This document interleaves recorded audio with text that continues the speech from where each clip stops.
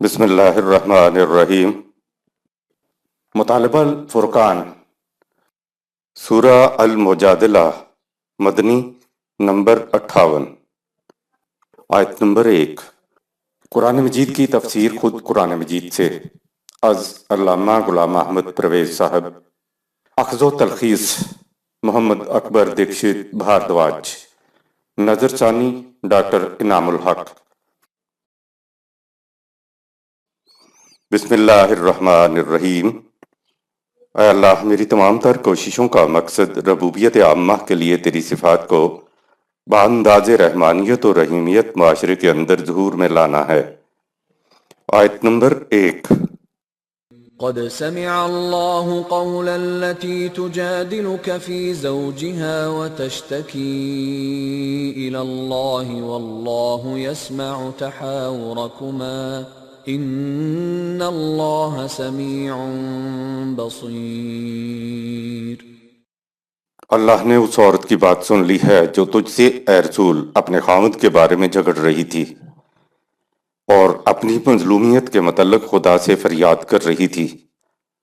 اللہ تم دونوں کے سوال و جواب کو سن رہا تھا، وہ سب کچھ سننے والا، دیکھنے والا ہے۔ آگے خدا کا فیصلہ سنو۔ نظام خداوندی کی موجودگی میں نظام کے سربراہ کے ذریعے خدا سے درخواست کی جاتی ہے۔ قرآن کریم نے زوجہ کا لفظ مرد اور عورت دونوں کے لیے استعمال کیا ہے۔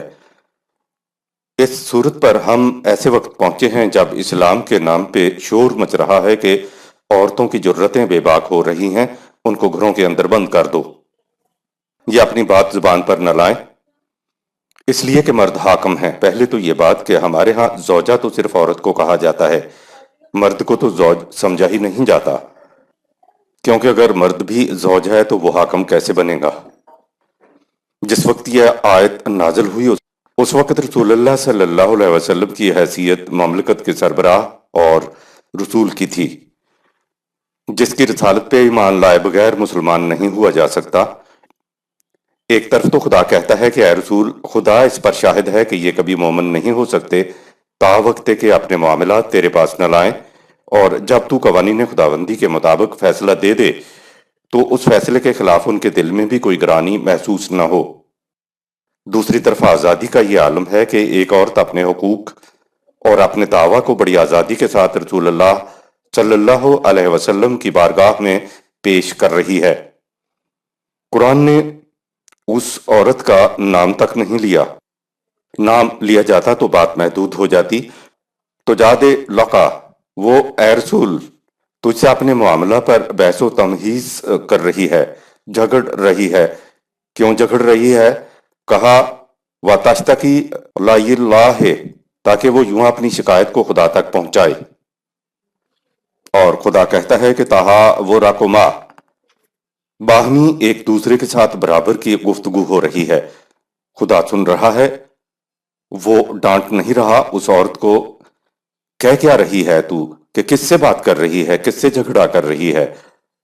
عورت خدا تک رسول اللہ صلی اللہ علیہ وسلم کی وساطت سے اپنی شکایت پہنچا رہی ہے، اور اس کے بعد اللہ تعالیٰ کی طرف سے فیصلہ آ جاتا ہے۔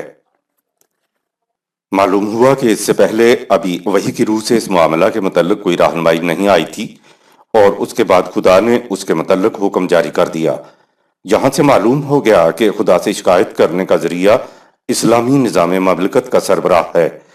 اس وقت تو رسول موجود تھا، وحی کا سلسلہ جاری تھا، تو خدا نے مسئلے کو وحی کے ذریعے حل کر دیا۔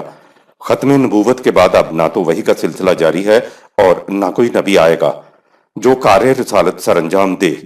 اب یا جب کبھی اسلامی نظام قائم ہوگا تو اس کا سربراہ قرآن کے ذریعے کار رسالت کا فریضہ انجام دے رہا ہوگا، اور جو مسائل پیدا ہوں گے ان کا حل وہ قرآن کی روشنی میں پیش کرے گا۔ آخر مجادلہ کرنے والی عورت کا مسئلہ بھی تو خدا کی وحی کے ذریعے حل ہوا تھا۔ وہی تو اب آنی نہیں، لیکن قرآن تا قیامت محفوظ ہے۔ حضرت عمر رضی اللہ تعالیٰ عنہ نے خدا اور انسان کے تعلق کو یوں بیان کیا کہ بطور مملکت کے سربراہ کے میرا فریضہ ہے کہ میں تمہاری دعاؤں کو خدا تک نہ پہنچنے دوں۔ اس سے مراد یہ ہے کہ اگر میں تمہارے مسائل کو حل کر دوں تو تمہیں خدا سے دعا کرنے کی کیا ضرورت باقی رہ جائے گی؟ ہاں، اگر میں تمہاری شکایت دور نہ کروں تو تم خدا سے میری شکایت کرنے میں حق بجانب ہو، لیکن میں تمہارے مسائل حل کر رہا ہوں اور اس کے باوجود تم خدا سے دعائیں کر رہے ہو، تو تمہاری طرف سے یہ خدا سے میری ناجائز شکایت ہوگی، یعنی تم نظام خداوندی کے سربراہ کو بائی پاس کرو گے، اور بائی پاس کرنا تو جرم ہے۔ اسی طرح اگر سربراہ مسئلے کو حل نہ کرے تو سربراہ مجرم ہوگا۔ زمین پر خدا کے نظام کے ہوتے ہوئے خدا کا دروازہ کھٹکھٹانا جرم ہے۔ آیت نمبر 2۔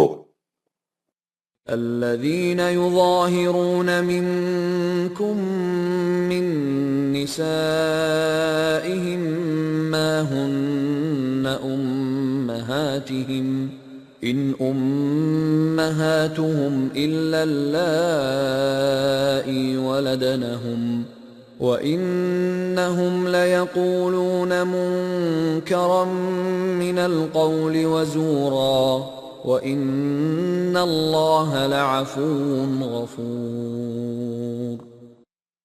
جو لوگ اپنی بیویوں کو غصہ میں ماں کہہ دیں، وہ اس سے ان کی سچ مچ مائیں نہیں بن جاتی۔ ان کی مائیں وہی ہیں جنہوں نے انہیں جنا ہے۔ سورہ 33 آیت نمبر 4۔ جو لوگ غصہ میں آ کر اس قسم کی بات کہہ دیتے ہیں تو وہ بےہودگی اور لغویت ہوتی ہے۔ سو خدا کا قانون یہ ہے کہ اس قسم کی لغویات سے درگزر کیا جائے، اور اس طرح اس لغویت کے تباہ کن نتائج سے انہیں محفوظ رکھا جائے۔ عرب اگر بیوی کو ماں یا بہن کہہ دیتے تھے تو اس سے نکاح منسوخ سمجھا جاتا تھا۔ ایسی ہی صورت اس عورت کو پیش آئی تھی۔ وہ سمجھنا چاہتی تھی کہ کیا میرا نکاح ختم ہو گیا یا نہیں۔ وہ سمجھنا چاہتی تھی کہ کیا میرا نکاح ختم ہو گیا ہے یا نہیں۔ خدا نے کہا کہ اگر کوئی جہالت میں غصے میں آ کے بیوی کو ماں کہتے تو وہ حقیقی ماں نہیں بن جاتی۔ ماں تو وہی ہوتی ہے جس نے جنا ہے۔ ایسا کہنا جہالت تو ہے، لیکن نکاح بدستور قائم رہتا ہے بشرطے کہ کفارہ ادا کر دیا جائے۔ نکاح ایک معاہدہ کی روح سے قائم ہوتا ہے اور ٹوٹتا بھی اس معاہدے کے توڑ دینے سے ہے۔ یہ جو بیوی کو ماں کہہ دیا جاتا ہے تو یہ جھوٹی بات ہے، سچی نہیں ہے۔ اس لیے خدا درگزر کرے گا اور اس کے برے نتائج سے بھی محفوظ رکھے گا۔ آیت نمبر 3۔ والذين يظاهرون من نسائهم ثم يعودون لما قالوا فتحرير رقبة من قبل أن يتماسا ذلكم توعظون به واللہ بما تعملون خبیر۔ جو لوگ اپنی بیوی کو ماں یا ایسا کچھ کہہ بیٹھیں اور اس کے بعد پشیمان ہو کر اپنی بےہودہ بات کو واپس لینا چاہیں تو قبل اس کے کہ وہ بحیثیت میاں بیوی ایک دوسرے کے پاس جائیں ایک غلام آزاد کریں۔ یہ اس لیے کہ تم آئندہ کے لیے نصیحت پکڑو اور اللہ تمہارے تمام معاملات سے باخبر ہے۔ ماں کہہ کر بکواس کر دینا جرم نہیں ہے۔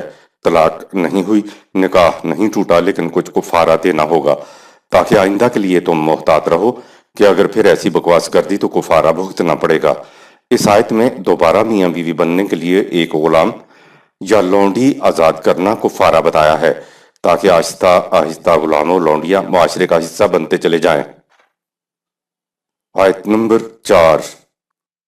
فمن لم يجد فصيام شهرين متتابعين من قبل أن يتماسا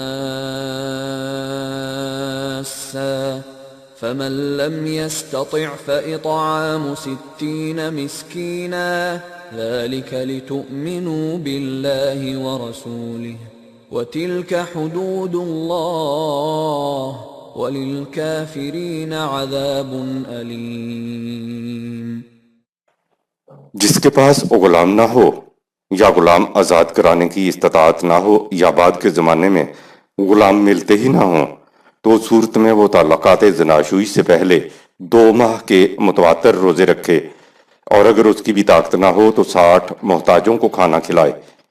یہ اس لیے کہ تم اللہ اور رسول نظام خداوندی کی صداقت پر یقین محکم رکھو جو اس کے رسول کے ہاتھوں متشکل ہو رہا ہے۔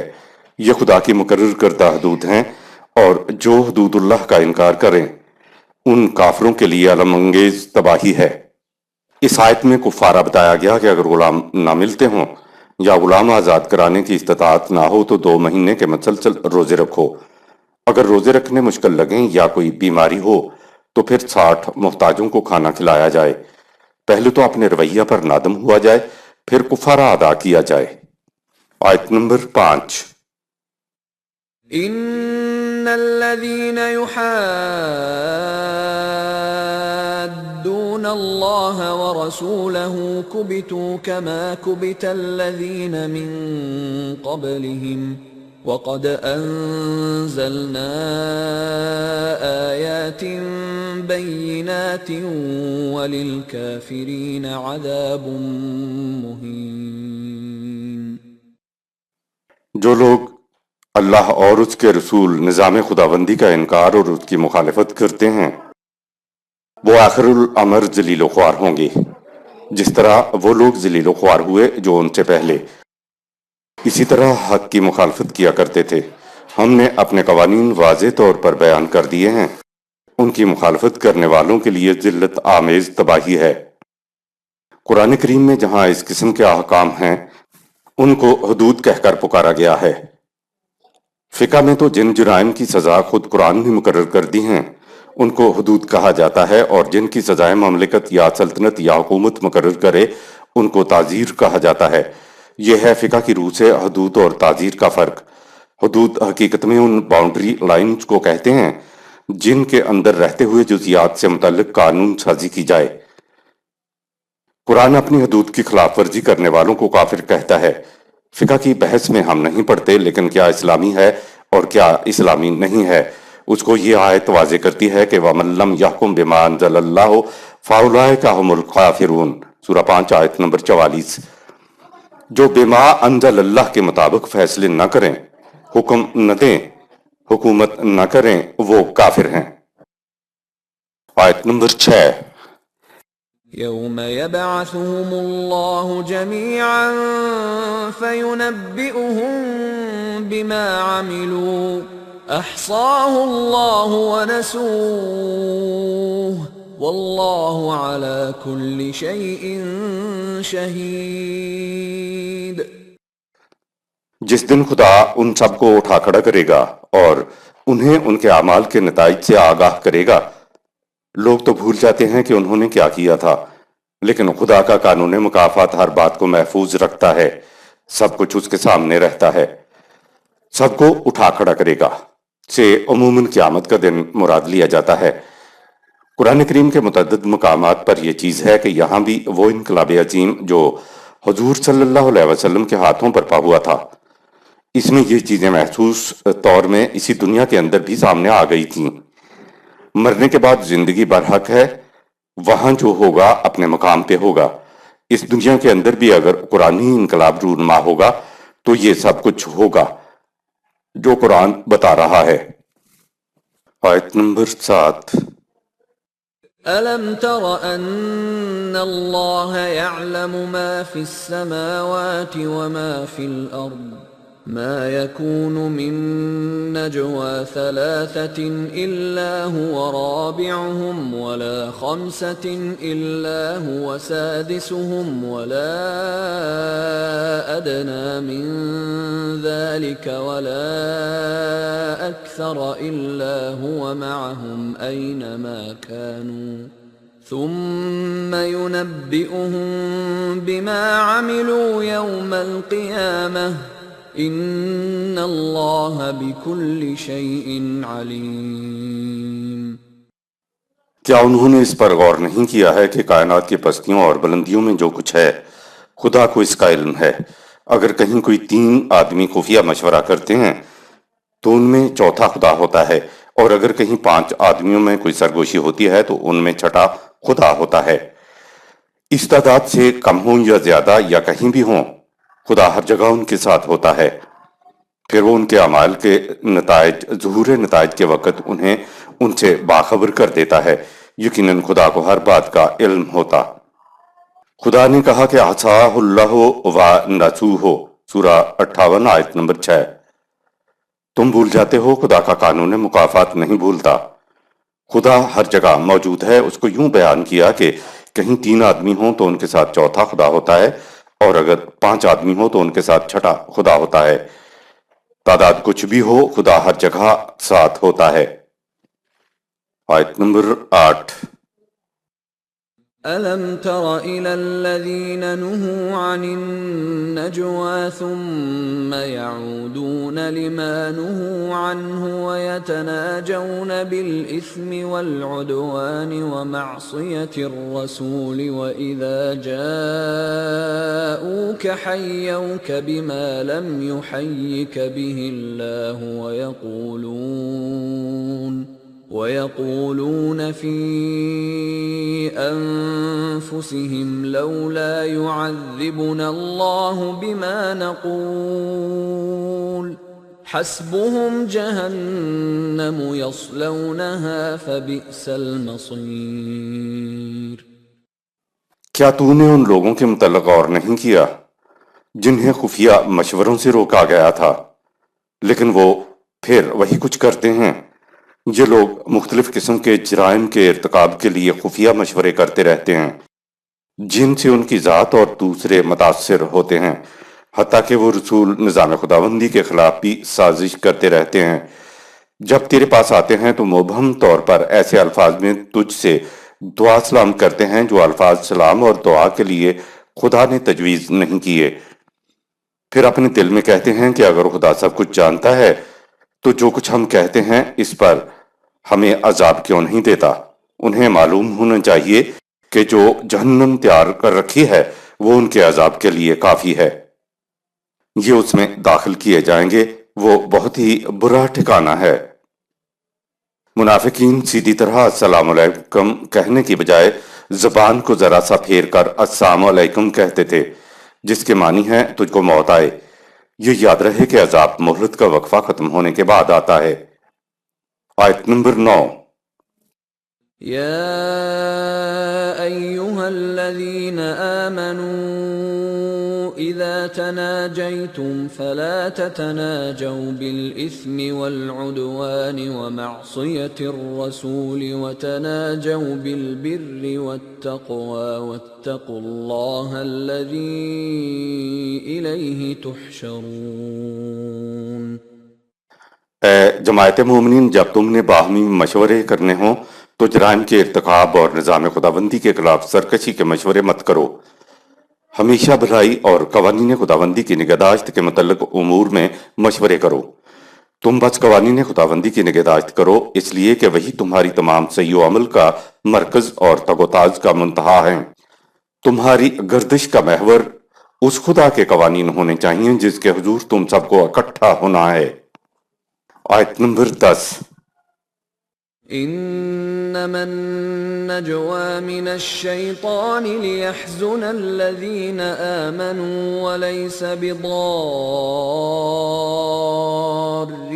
شيئا إلا بإذن الله وعلى الله فليتوكل المؤمنون۔ یاد رکھو، منافقین کے خفیہ مشوروں کے محرک شیطان ان کے مفاد پرستانہ جذبات ہوتے ہیں جو انہیں سرکشی پر ابھارتے رہتے ہیں۔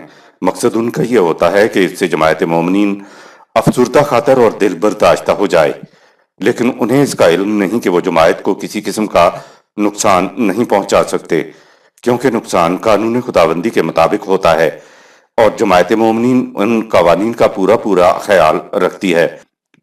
اس لیے اس قسم کی حرکات ان کا کچھ نہیں بگاڑ سکتی۔ انہیں قوانین خداوندی کی محکمیت پر پورا اعتماد ہے۔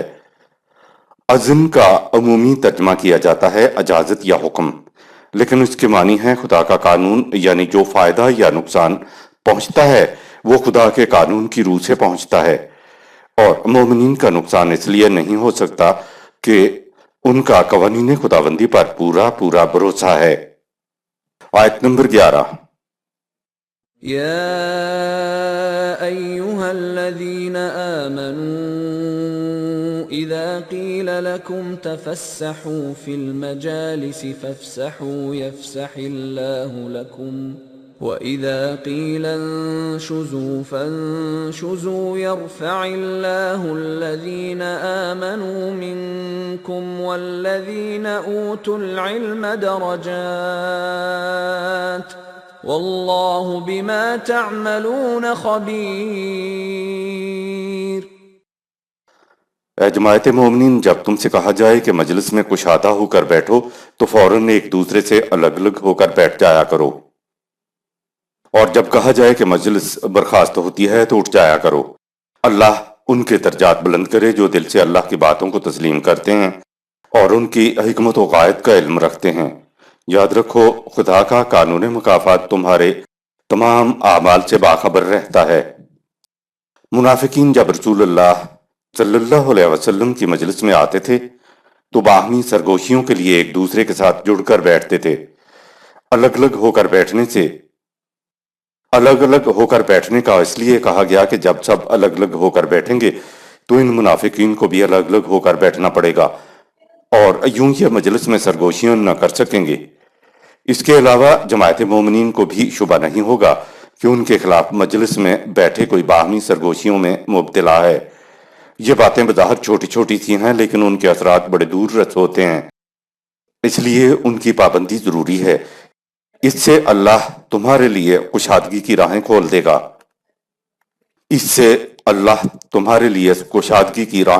گا۔ آیت نمبر 12۔ يا أيها الذين آمنوا إذا ناجيتم الرسول فقدموا بين يدي نجواكم صدقة ذلك خير لكم وأطهر فإن لم تجدوا فإن الله غفور رحيم۔ اے جماعت مومنین، اگر تم نے رسول سے علیحدگی میں کوئی بات کرنی ہو تو پہلے اپنی استطاعت کے مطابق منفعت عامہ کے لیے کچھ عطیہ دے دیا کرو۔ یہ چیز تمہارے لیے بڑی مفید اور پاکیزہ رہے گی، لیکن اگر تمہارے پاس کسی وقت کچھ دینے کے لیے نہ ہو تو خیر، بات کرنے سے پہلے رسول کو اپنی مالی حالت کے متعلق بتا دیا کرو۔ اللہ کے قانون میں ایسے مواقع کے لیے رعایت رکھ دی گئی ہے کیونکہ اس سے مقصد تمہاری حفاظت اور تربیت ہے، تم پر سختی کرنا مقصود نہیں۔ منافقین خواہ مخواہ معتبر بننے کے لیے گھڑی گھڑی رسول اللہ صلی اللہ علیہ وسلم سے علیحدگی میں بات کرنے کا تقاضا کیا کرتے تھے۔ یہ تاکید اس لیے کی گئی کہ یہ رسول اللہ صلی اللہ علیہ وسلم کو گھڑی گھڑی تنگ نہ کریں، تاکہ رسول اللہ صلی اللہ علیہ وسلم کا بہت سا قیمتی وقت جسے لوگ فضول باتوں میں ضائع کر دیتے ہیں وہ بچ جائے۔ باقی رہے وہ لوگ جو عطیہ نہ دے سکیں تو ان کے لیے رعایت اوپر آ چکی ہے۔ ویسے بھی اس قسم کی تدابیر کی ضرورت تنظیم کے ابتدائی مراحل میں پڑتی ہے، بعد میں اس قسم کی احتیاطی تدابیر کی ضرورت نہیں رہتی۔ اس وقت ان تدابیر کی ضرورت اس لیے ہے کہ تمہارے اندر منافقین گھسے ہوئے ہیں جو تمہارے نظام کے لیے بڑے خطرے کا موجب ہیں۔ آیت نمبر 13۔ أَأَشْفَقْتُمْ أَن تُقَدِّمُوا بَيْنَ يَدَيْ نَجْوَاكُمْ صَدَقَاتٍ فَإِذْ لَمْ تَفْعَلُوا وَتَابَ اللَّهُ عَلَيْكُمْ فَأَقِيمُوا الصَّلَاةَ وَآتُوا الزَّكَاةَ وَأَطِيعُوا اللَّهَ وَرَسُولَهُ وَاللَّهُ خَبِيرٌ بِمَا تَعْمَلُونَ۔ تمہیں اس حکم سے کہ رسول اللہ صلی اللہ علیہ وسلم کے ساتھ علیحدگی میں بات کرنے سے پہلے کچھ عطیہ دے دیا کرو، گھبرانا نہیں چاہیے۔ جو استطاعت نہیں رکھتے ان کے لیے اس حکم میں پہلے ہی رعایت رکھ دی گئی ہے۔ تم نظام صلاۃ قائم کرنے کے لیے پوری جد و جہد کرو اور انسانیت کو نشو و نما پہم پہنچانے کا اہتمام کرو۔ اس مقصد کے لیے تم اللہ اور رسول نظام خداوندی کی پوری اطاعت کرو۔ یاد رکھو خدا تمہارے تمام اعمال سے باخبر ہے۔ فَأَقِیمُوا الصَّلَاةَ، نماز اقامت الصلاۃ کا ایک جزو ہے، پوری الصلاۃ نہیں ہے۔ ملاحظہ فرمائیں سورۃ البقرہ کی آیت 3 کے تحت۔ آیت نمبر 14۔ أَلَمْ تَرَ إِلَى الَّذِينَ تَوَلَّوْا قَوْمًا غَضِبَ اللَّهُ عَلَيْهِمْ مَا هُمْ منكم ولا منهم ويحلفون على الكذب وهم يعلمون کیا تم نے ان منافقین کی حالت پر غور نہ کیا جو ان لوگوں کے ساتھ دوستی کے رشتے جوڑتے ہیں جو نظام خداوندی کی مخالفت اور سرکشی کی وجہ سے مجرم اور سزا کے مستحق قرار پا چکے ہیں؟ یہ نہ تو نیک نیتی سے تمہارے ساتھ شامل ہوتے ہیں اور نہ ہی کھل کر تمہارے مخالفین کے ساتھ ملتے ہیں۔ یہ جھوٹی قسمیں کھا کھا کر تمہیں اپنے اخلاص اور صداقت کا یقین دلاتے ہیں، اور یہ سب کچھ دیدہ و دانستہ کرتے ہیں۔ ہجرت کے معنی محض جگہ چھوڑ کر دوسری جگہ پر چلا جانا نہیں، بلکہ اس کے معنی ہے باطل کے تمام رشتوں، نعتوں، نسبتوں سے بھی کنارہ کش ہو جانا۔ مسلمان ہونے کے بعد سب سے پہلا مرحلہ یہ ہے، جگہ چھوڑ کر کسی سازگار جگہ پر چلا جانا تو ہجرت کا دوسرا مرحلہ ہے۔ آیت نمبر 15۔ اعد اللہ لهم عذابا شدیدا انہم ساء ما كانوا يعملون۔ ان کے لیے قوانین خداوندی کی روح سے سخت سزا مقرر ہے، اس لیے کہ ان کی یہ روش نہایت مذموم ہے۔ آیت نمبر 16۔ اتخذوا ایمانهم جنة فصدوا عن سبیل اللہ فلهم عذاب مہین۔ یہ اپنی جھوٹی قسموں کو ڈھال بناتے ہیں اور ان کے پیچھے پناہ لے کر لوگوں کو نظام خداوندی کی طرف آنے سے روکتے ہیں تو ان کے لیے ذلت آمیز سزا ہوگی۔ آیت نمبر 17۔ لن تغنی عنہم اموالہم ولا اولادہم من اللہ شیئا اولئک اصحاب النار ہم فیہا خالدون۔ یہ جس مال و دولت کے گھمنڈ اور افراد خاندان کے بلبوتے پر یہ کچھ کرتے ہیں، خدا کے قانون مکافات کے مقابلہ میں یہ ان کے کسی کام نہیں آئیں گے۔ یہ تباہی اور بربادی کے جہنم میں داخل ہوں گے اور اسی میں رہیں گے۔ آیت نمبر 18۔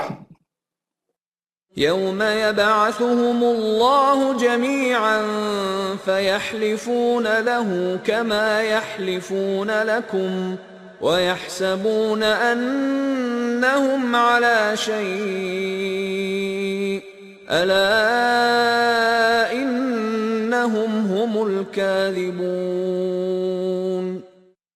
جس دن اللہ ان سب کو سامنے لا کر کھڑا کر دے گا تو اس وقت بھی یہ اسی طرح قسمیں کھائیں گے جس طرح آج تمہارے سامنے قسمیں کھاتے ہیں، اور سمجھتے ہیں کہ ان کی یہ قسمیں ان کا اعتماد قائم رکھتی ہیں، اور یہ کہ وہ اپنی فریب دہی میں بڑے کامیاب ہیں۔ یاد رکھو یہ اول درجے کے جھوٹے ہیں۔ آیت نمبر 19۔ استحوذ عليهم الشيطان فأنساهم ذكر الله أولئك حزب الشيطان ألا إن حزب الشيطان هم الخاسرون۔ دراصل مفاد پرستیوں کے سرکش جذبات شیطان ان پر بری طرح مسلط ہو چکے ہیں جو انہیں ہانکے چلے جاتے ہیں اور یہ باطل روش پر چلے جا رہے ہیں۔ اسی وجہ سے انہوں نے ضابطۂ خداوندی کو پس پشت ڈال رکھا ہے۔ یہ لوگ شیطانی پارٹی کے افراد ہیں اور اسے اچھی طرح سمجھ رکھو کہ شیطانی پارٹی ہمیشہ نامراد رہتی ہے۔ استحوذ علیہم، پیچھے سے ڈنڈا مار کے دوسرے کو آگے بڑھنے پر مجبور کر دینا۔ آہستہ آہستہ جذبات کی رو میں بہنے کی عادت ہو جاتی ہے تو پھر ڈنڈا مارنے کی بھی ضرورت نہیں رہتی۔ قرآن کریم نے 2 گروہوں کا ذکر کیا ہے، ایک حزب اللہ خدا کی پارٹی اور دوسری حزب الشیطان شیطان کی پارٹی۔ آیت نمبر 20۔ ان الذين يحادون الله ورسوله اولئك أولئك في الأذلين. سوچو تو صحیح کہ جو لوگ اللہ اور رسول نظام خداوندی کی مخالفت کریں جو نوع انسان کی بہبود کے لیے قائم ہو رہا ہے تو وہ بھلا کبھی کامیاب ہو سکتے ہیں؟ وہ حزب الشیطان آخر الامر سخت ذلیل و خوار ہوتے ہیں۔ آیت نمبر 21۔ كتب الله لأغلبن أنا ورسلي إن الله قوي عزيز۔ خدا کا فیصلہ قانون یہ ہے کہ حق و باطل کی کشمکش میں بلا شبہ اللہ اور اس کا رسول نظام خداوندی غالب آئے گا۔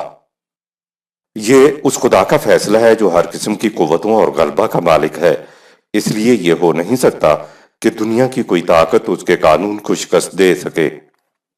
اب ختم نبوت کے بعد رسول نہیں آئیں گے تو یہ جو قرآن نے کہا ہے کہ ہم اللہ اور ہمارے رسول غالب آئیں گے کا کیا مفہوم ہے؟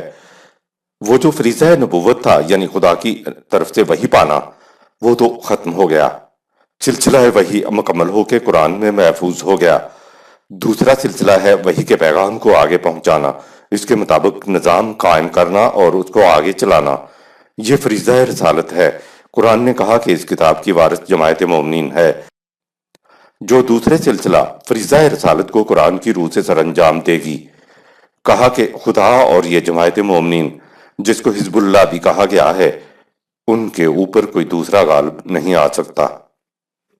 آیت نمبر 22۔ لا تجد قوما يؤمنون بالله واليوم الآخر يوادون من حاد الله ورسوله ولو كانوا آباءهم أو أبناءهم أو إخوانهم أو عشيرتهم أولئك كتب في قلوبهم الإيمان وأيدهم بروح منه ويدخلهم جنات تجري من تحتها الأنهار خالدين فيها رضي الله عنهم ورضوا عنه أولئك حزب الله ألا إن حزب الله هم المفلحون۔ یہ کیسے ہو سکتا ہے کہ جو لوگ خدا کے قانون اور مستقبل کی زندگی آخرت پر ایمان رکھیں وہ ان لوگوں سے رازدارانہ دوستداری کے تعلقات استوار کریں جو اللہ اور رسول نظام خداوندی کے مخالف ہوں، خواہ وہ ان کے ماں باپ یا بیٹے بیٹیاں یا بھائی بند یا ان کے خاندان کے دوسرے افراد ہی کیوں نہ ہوں۔ سورہ 3 آیت 117، سورہ 60 آیت نمبر 4۔ یہ مومنین وہ لوگ ہیں کہ ایمان ان کے دل کی گہرائیوں میں راسخ ہو چکا ہے اور خدا کی وحی قرآن ان کی تائید و نصرت کا موجب بن رہی ہے۔ یہ دنیا و آخرت میں اس جنتی معاشرہ میں داخل ہوں گے جس کی شادابیوں میں کبھی فرق نہیں آئے گا۔ جب انہوں نے اپنی زندگی کو قوانین خداوندی سے ہم آہنگ کر لیا تو قوانین خداوندی کے ثمرات و برکات یقیناً ان کے شامل حال رہیں گے۔ یہ ہے شیطان کی پارٹی کے مقابلہ میں خدا کی پارٹی۔ یاد رکھو، سن رکھو، آخر الامر کامیابی و کامرانی خدا کی پارٹی کے حصے میں ہی آتی ہے۔